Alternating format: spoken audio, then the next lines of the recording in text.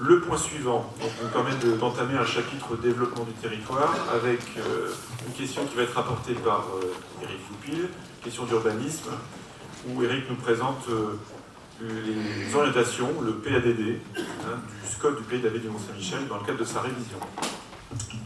Merci. Donc, comme vous le savez, le PETR a délibéré sur la révision du SCOT du Pays d'Abbé du Mont-Saint-Michel, donc en date du 9 mai 2019.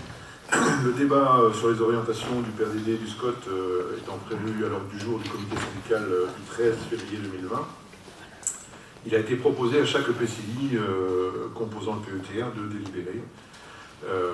Donc c'est ce que nous allons faire ce soir. Et donc à cet effet, une présentation par les élus du PETR a été réalisée le 5 décembre 2019 à Grand-Parigny. Donc le projet de PADD du SCOT révisé a été transmis par mail à l'ensemble des élus communautaires le 24 janvier, en même temps qu'une invitation pour participer à une réunion d'échange sur ce document. Réunion d'échange qui a eu lieu, enfin il y en a eu deux en fait, qui a eu lieu la semaine dernière et quelques jours avant, où nous étions nombreux.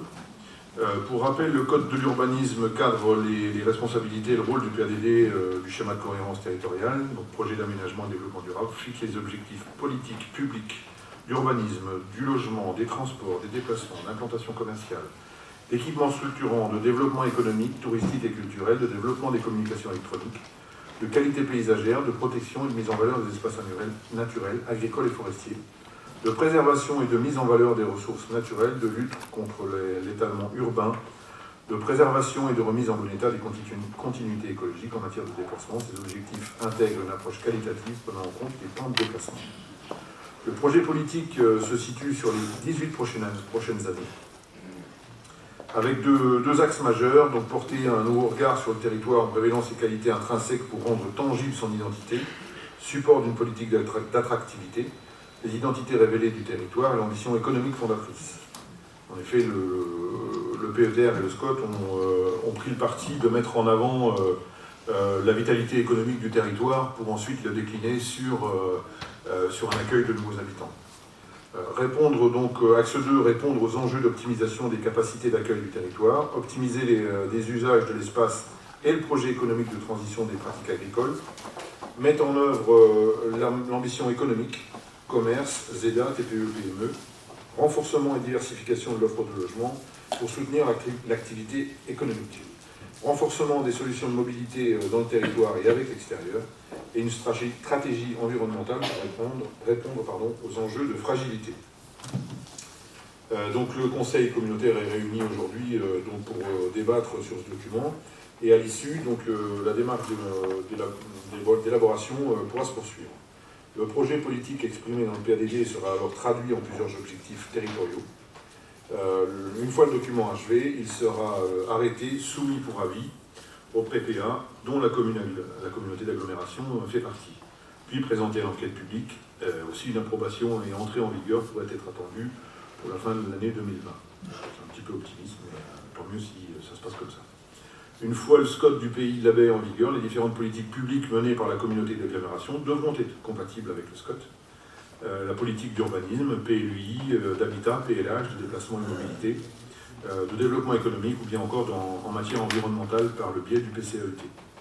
Donc, ce qui sous-entend que les documents d'urbanisme que nous sommes en train de travailler et qui vous seront proposés en délibération au 27 février,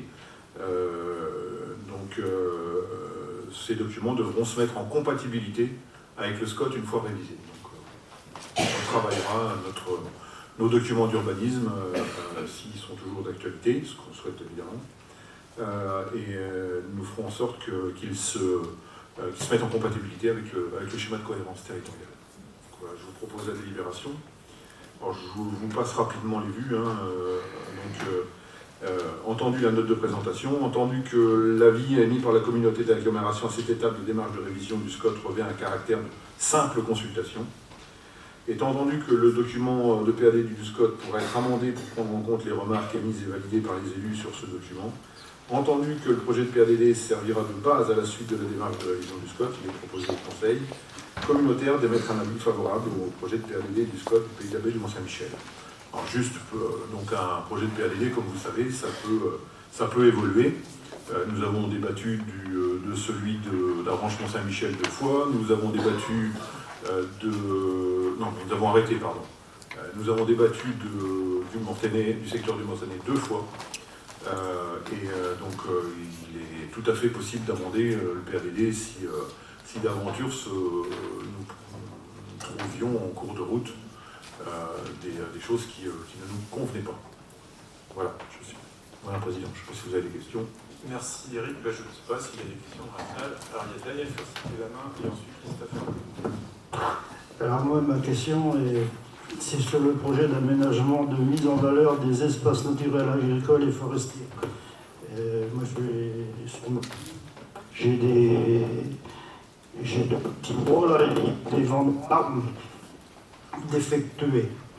J'en ai un, il a fait une demande au niveau de la commune. Ça a été envoyé au PETR. Et le premier, là, ils vont abattre les arbres au mois de février. Mais moi, je voudrais savoir s'il faut qu'ils replantent ou... Parce que le premier, il n'y a eu rien de fait. Tout est resté cul par suite. On n'est pas tout à fait dans le cadre du PADD du SCOT, on est dans le cadre d'un cas bien précis qui, si j'ai compris, est plutôt de l'ordre du service ADS. Après, il faudrait que tu m'en reparles, mais je n'ai pas la réponse, n'ayant pas connaissance de ce dossier-là. Je ne peux pas répondre à ta question. Sur qui n'est pas complètement en rapport avec le projet d'aménagement et de développement durable du SCOT. On est plus là dans le cadre d'un document, une déclaration préalable, je pense, pour arasement de haies, non? C'est ça, non, Daniel? Exploitation de bois.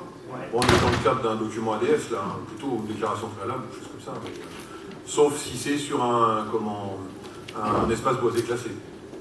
Auquel cas, c'est plus compliqué. Je pense pas que ce soit classé. Mais... Non, mais c'est dommage. Ne connaissant pas le dossier, je ne peux pas... Jean-Pierre Carnot va t'apporter des éléments.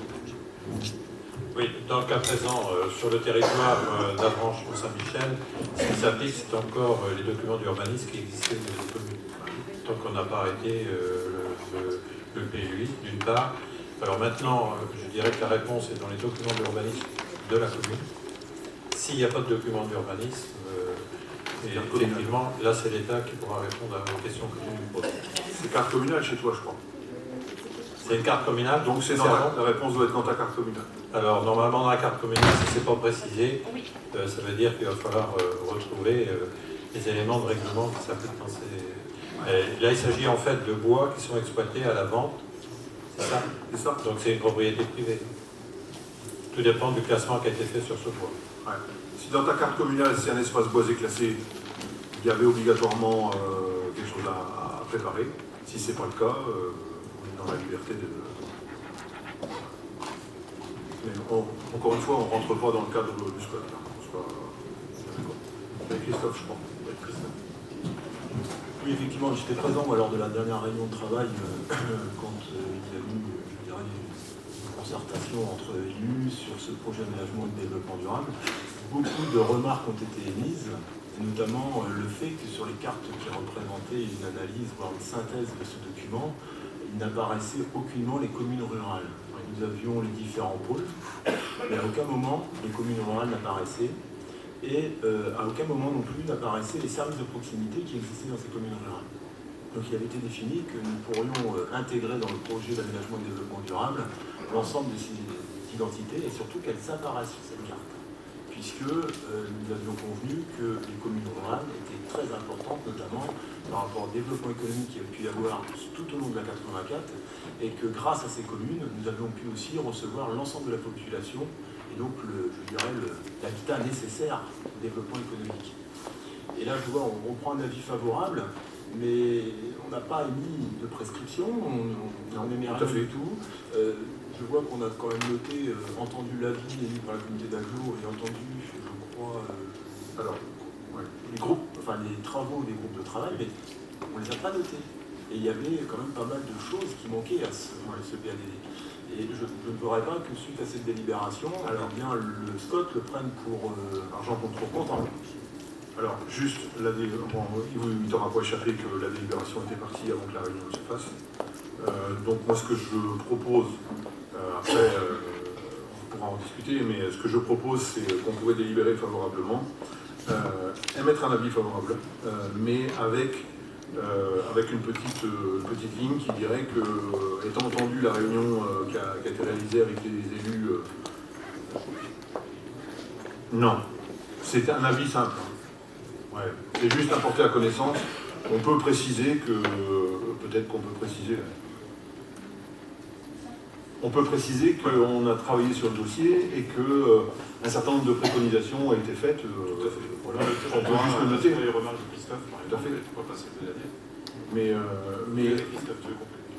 Tout à fait, nous ne sommes pas obligés de délibérer ou d'émettre un avis.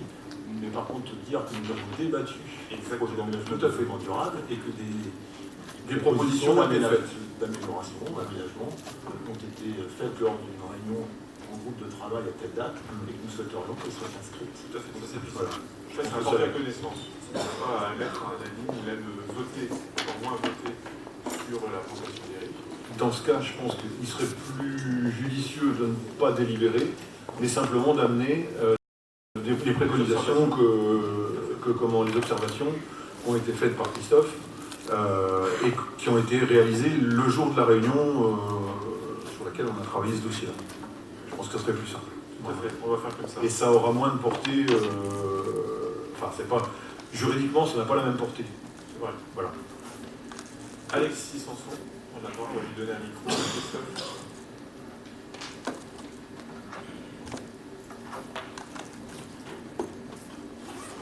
Oui, lors de la dernière réunion qu'on a eue, là, on a justement évoqué le problème de submersion marine avec Vincent.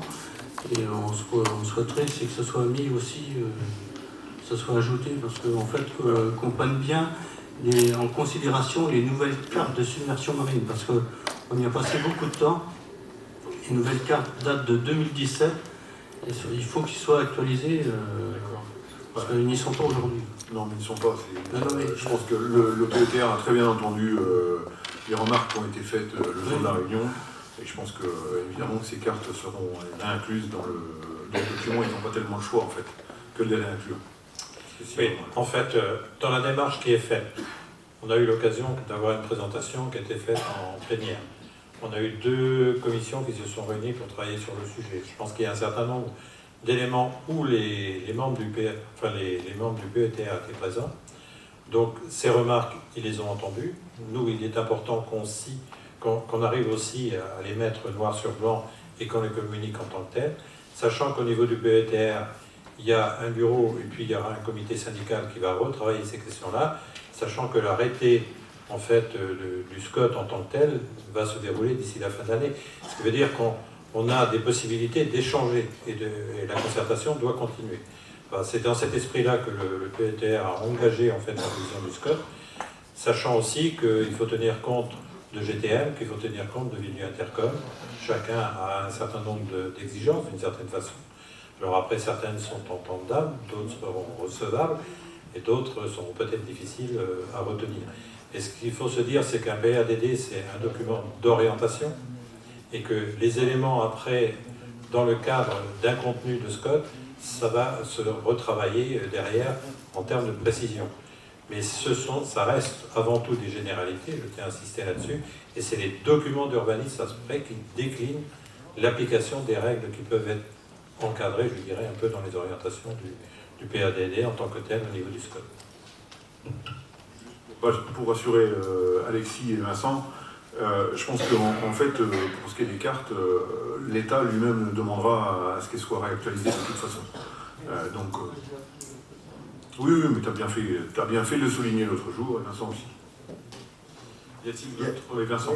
Il y avait juste un 3e point qu'on avait évoqué lors de cette réunion du PETR, c'est de pouvoir faire figurer Ducé-les-Chéris au même niveau que Saint-Jean. Donc en fait, c'est les 3 points qu'on avait relevés pour notre agglomération qui pourraient être notés dans notre compte-rendu de discussion. Voilà. Il y avait la commune de Ducé-les-Chéris qui pouvait être représentée de la même façon que l'était Saint-Jean, me semble-t-il, hein, je ne sais plus. Et puis rajouter aussi Saint-Quentin, enfin le Poyer Saint-Quentin du Séléchéry. Voilà, un petit pôle de proximité là, et qu'il fallait qu'il soit noté. Donc juste mettre ces 3 points importants pour nous, l'écart de submersion, la question des communes rurales que soulevait Christophe, et puis du Séléchéry en tant que pôle de proximité. C'était les 3 points.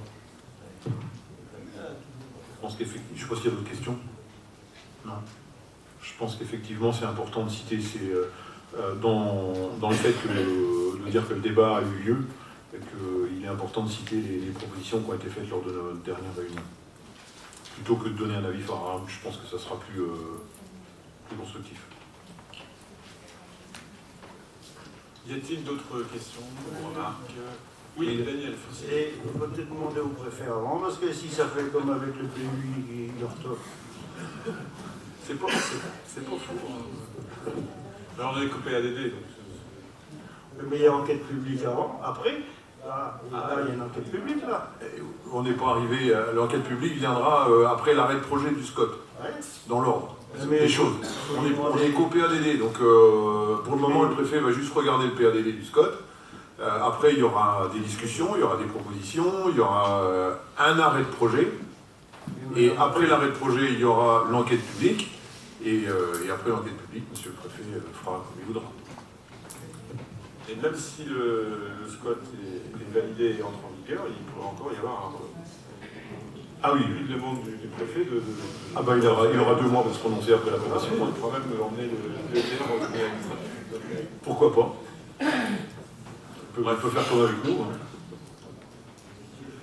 Y a-t-il d'autres questions ou remarques? C'est juste omis de la commune de Pontaubault au regard de la zone du V qui doit être introduite dans le pôle de proximité du C.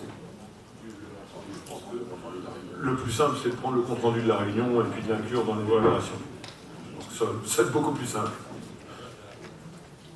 Est-ce qu'il y a d'autres questions? A priori, non. Bon, ben voilà, donc je vous remercie de prendre connaissance donc, de ce PADD et on transmettra les observations issues des échanges au PETR. Non, il n'y a même pas besoin de venir, c'est un porte à connaissance. Pas de délibération. Non, non.